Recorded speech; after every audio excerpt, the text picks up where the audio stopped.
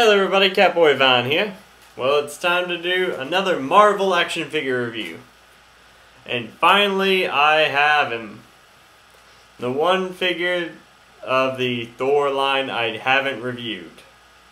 And that would be Thor. This one is, well, to my knowledge, there has been 3 releases for Thor in the Thor line. You know, the 3/4 inch scale. This one is Sword Strike. Why? Because it was the most simple one out of them, all 3. So, yeah. Let's look at him. Movie accurate, I have to say. The hair looks a little weird, also, if you note, just lift his head up like this and you can see it. The obvious gray joint, and as you can see, 2 pink dots on his neck right around here and here. Yeah, that's not a bad paint job or anything. Everything else looks pretty movie accurate, so I guess I'll forgive it for that. Articulation first, I guess. Let's see, the head rotates up and down and can turn a full 360. The arms go about this far up, bend, turn a full 360, bend to the elbow. Could turn a full 360, but due to this plastic flap, prevents it, but can go a sideways type 360. And the hands turn a full 360. Waist moves up and down, turns a full 360. Legs move about this far up, this far back, side to side. Bend to the kneecap at 2 joints.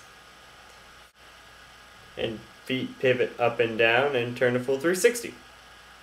That's pretty much the articulation standard for the movie license stuff. Okay, let's see. A little bio real quick, then get to the accessories.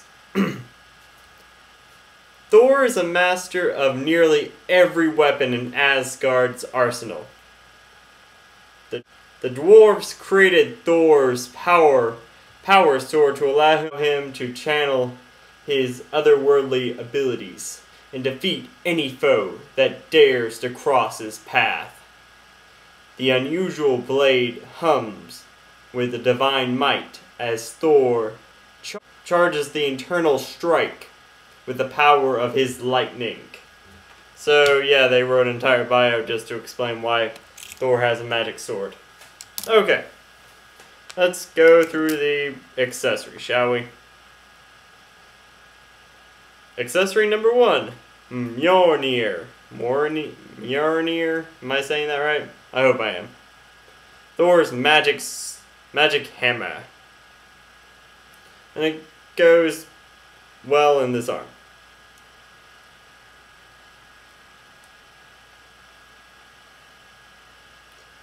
Mine got a little bent. See? There we go. A cape. There's a little peg in the back.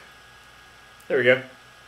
And lastly, the magic sword thingy. It's, again, a huge gimmicky sword with gimmick button. Unleashes lightning rod inside sword with 2 shells, which are removable, by the way. My God, this is made of gimmick. And guess what? In the other hand, it doesn't fit at all. I've tried. It's supposed to fit in that hand, but it doesn't. You know what, another thing is the cape keeps falling off. Oh well. Congratulations, Thor, you're capeless and you're giant swordless. At least you got the hammer, though. Okay. I've had my problems with the Thor figures. I've said my positives and I said my negatives. it just seems like such a pointless line of toys. Mostly the fact that there was just so few of them. And mostly none of them were based around any of the comics. Any comic figures and stuff. Which is an opposite of what the Iron Man and the Captain America movies have been doing. The Thor line has very much similarities to the Green Lantern toy line, which, you know what, I need to cover. Oh. It was such a short line, mostly the fact that the movie came out really early. Pretty much putting most of the focus on the Captain America movie toy line, which is also something that we'll cover in later. Anyway, that's really it for Sword Strike Thor. It's an okay figure, I guess. Sword and cape gimmick seems really weird. Well, just the sword thing. Cape was fine, I guess. Well, I had problems with the capes and for Odin. I think I had a problem for Loki as well. That's pretty much it for the review. If you want to pick up Thor, pick up this one. It's less gimmicky. Anyway, I'm Catboyvan. Thank you for watching, and I'll see you guys next time. Later.